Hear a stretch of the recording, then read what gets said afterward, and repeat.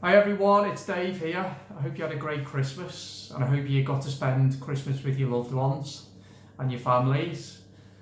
I do know of a number of stories right across the country of many people being isolated and alone this Christmas out of respect and misplaced respect for coronavirus rules, which I find really sad.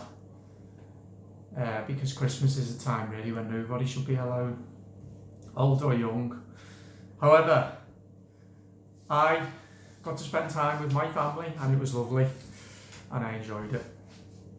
But today's video talking about coronavirus rules. Unfortunately, that's what I'm going to be talking about today.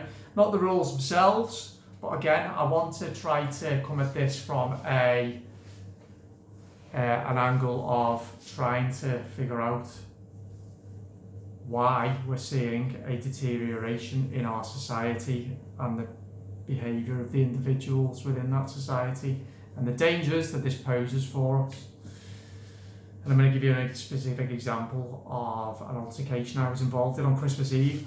So before I start, please subscribe to the channel, leave a comment at the end and let me know what you think of the story that I'm about to tell you, how I could have handled it differently, what you would have done.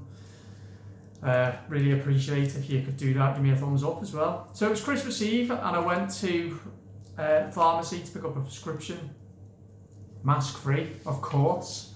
For anyone who doesn't know, I actually am medically exempt from wearing a mask because I have asthma. I wouldn't wear one anyway, but I am exempt. And I went into the pharmacy and was immediately asked by the lady behind the counter, "Where's your mask?"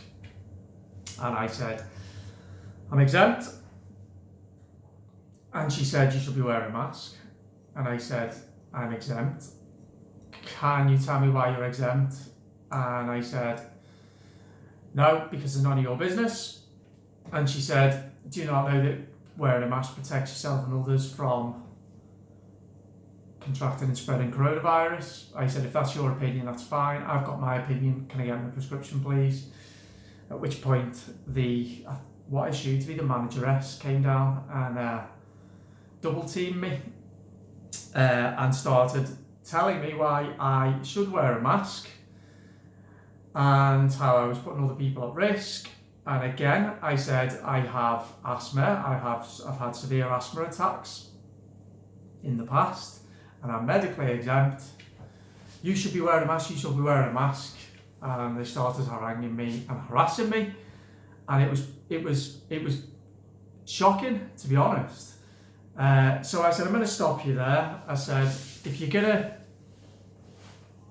be this aggressive with regard to a customer coming into the shop who is exempt from wearing a mask and therefore doesn't need to justify not wearing a mask, can I then ask you then maybe if you can provide me with the proof of how wearing a mask stops or slows the spread of coronavirus? And then if you can give me the proof, can you then also give me some context and some evidence of how in wearing a mask and it's slowing the spread of coronavirus, that positive, if it is there, outweighs the litany of negatives associated with the wearing of masks in this country? Absolutely no response whatsoever. They just stared at me, scared, miserable little eyes peering over their masks. And then I got told to leave. "I'm going to make you leave this shop," the manageress told me.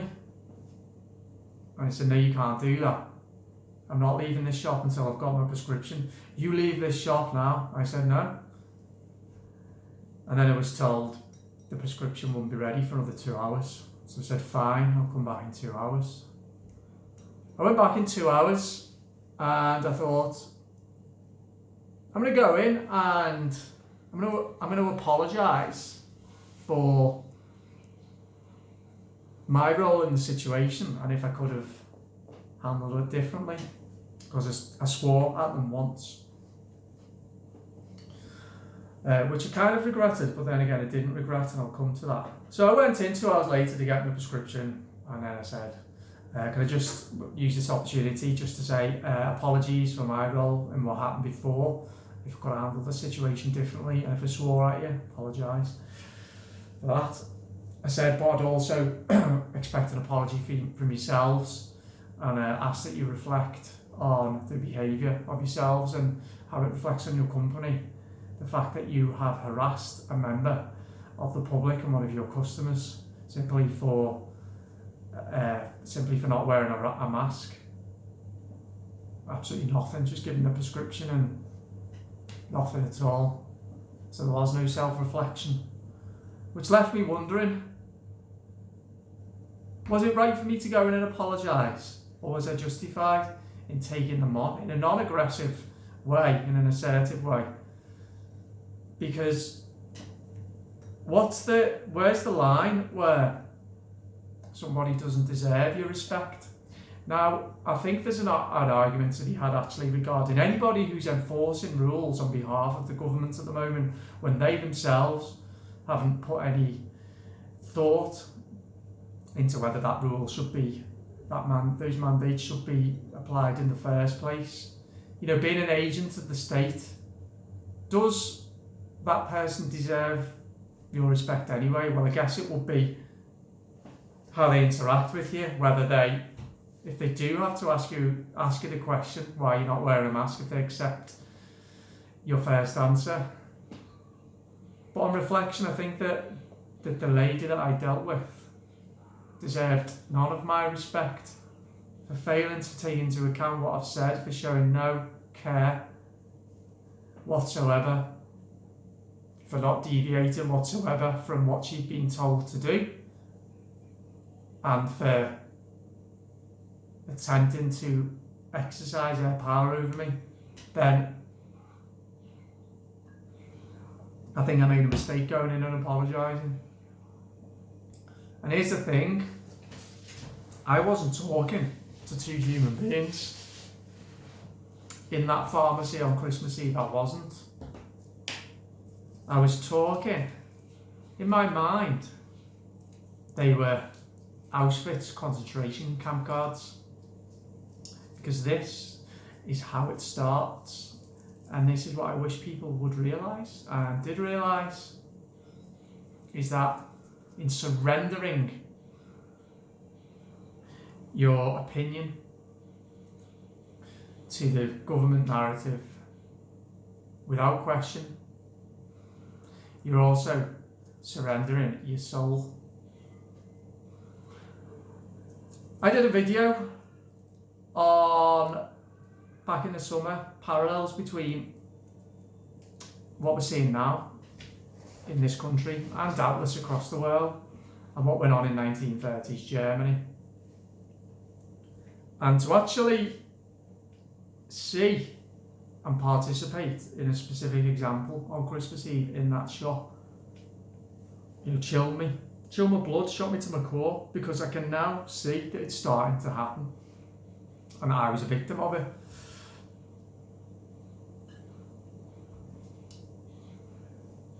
The Nazis weren't able to kill Jews, gypsies, communists, intellectuals, priests, anyone who wasn't Herrenvolk, just like that. They weren't able to just say to people, right, okay, go and put them in the gas chambers. That's not how it worked. First of all, they needed to create a narrative. Then they needed to reinforce that narrative. So the narrative was the Jews are the enemy. Then they needed to reinforce that narrative over a period of years. Then they needed to implement policies which ensured that the Jew was at a disadvantage. And then, once the people were sufficiently brainwashed into believing the Jew was the enemy, they were then able to start carrying out violent actions against the Jews, which ultimately ended up in genocide. A genocide which millions of ordinary men and women participated in. Ordinary people like me and you. And what people fail to realise is that if they were alive in that era in Germany in the 1930s and 1940s, Statistically speaking, they would have gone along with it, and there would be a very, very good chance that they would have played an active part in the genocide. And a vanishingly small number of people would have refused to comply. This is what people do not realise. So I wasn't talking to a human being, to a lady, to a woman, to a pharmacy counter-resistant the other day. I was talking to a government agent who had been completely indoctrinated, who had lost all powers of critical thought, whether she had any, and had also begun the descent into moral depravity.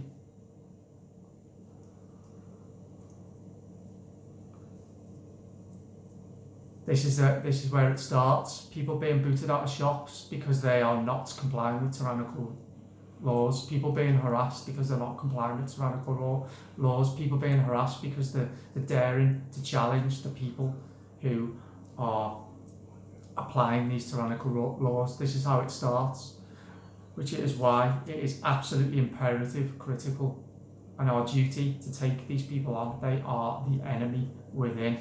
They are the enemy within. They will be the first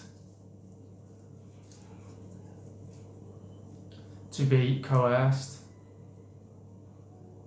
into creating hell on earth for the persecuted group, for other human beings. Because that's what indoctrination does, and I can see it all around me. I can see it. I can see it in the world. It's terrifying. People either turning a blind eye to the suffering that's going on just because it's easier, and some of them making the next leap into abusing their positions of power, however small their positions of power are. And this is incredibly dangerous. I have a bad feeling about what's coming next, as you know. And I think society is on that slippery slope to totalitarian control and to moral depravity. I don't think there's enough emotional intelligence or intelligence in our country to challenge what's going on, to really ask, to take a step back, to have that conversation about, are we doing the right thing, or are we on the journey to something terrible? So my message is, if any of you find yourselves in a similar situation, take these people on. And don't do what I did, and don't apologise, because I didn't do anything wrong on this occasion. These people must be nipped in the bud right now, because just like fear in a society spreads quicker than any virus can, fear and paranoia,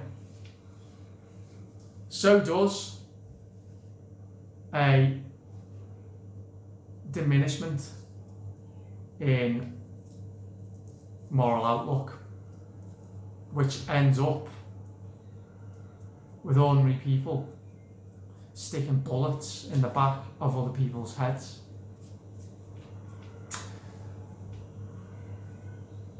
And it's becoming harder and harder and harder for me when I go out to see individuals.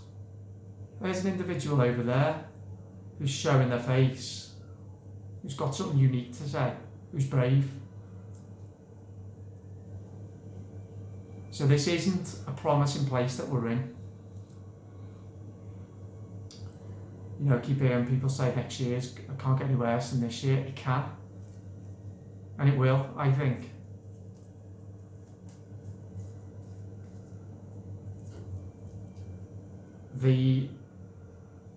I will keep pointing out these disturbing parallels I see to 20th century episodes and ages of terror. And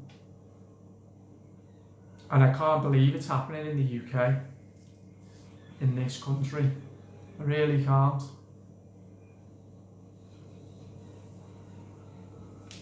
So, for anyone who's watching this, again, who's got a mind of their own and a modicum of courage, you are absolutely, and who is intent on speaking truth, their personal truth, you are absolutely critical in the months ahead, because our voices must be heard and we must defeat this enemy. We can't rely on the majority, unfortunately, to get us out of this mess, because most people are pretty useless at the moment. They are. And that's the blunt truth of the matter, in my opinion. The energy and the forward momentum and the move back towards a more morally centred and fair society starts with those who are willing to not comply, with those who are willing to speak out, with those who are willing to challenge, with those who've got a pair of balls, who are willing to do something. So if that's you, do it. Carry on doing it. And please let me know, like I said at the start of the video, what you think of what I've said, of the story that I told, how you would have handled it. Particularly interested in how you would have handled it and what your thoughts are going into next year. Are we in a position to win back our freedoms? Because I don't think we are, and I don't think the appetite is there from the public, which is shocking. Anyway, great to speak to you. Hopefully I'll be able to do a bit more of a positive video at some point. Or when I feel positive or feel optimistic or see something good, I will. But I feel that what I've just said now is of critical importance. So there we go. All right. Speak to you soon. Bye-bye.